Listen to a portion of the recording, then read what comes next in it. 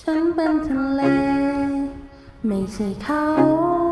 ต่อให้ทำยังไงเธอคงจะไม่รักเราเพราะเขามันคือทุกสิ่งที่ทำให้เธอไม่เหงาคงเป็นเขาที่สุดท้ายในหัวใจ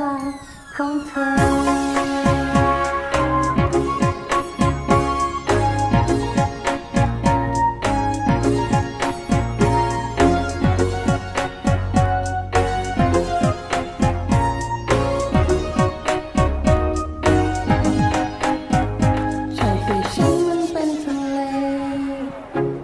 ก็เลยถูกทิ้งถูกเทตลอ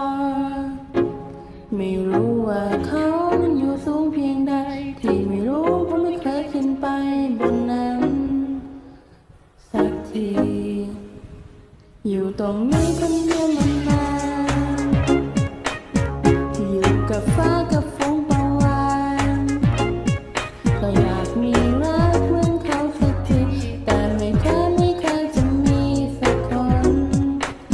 มาสนใจ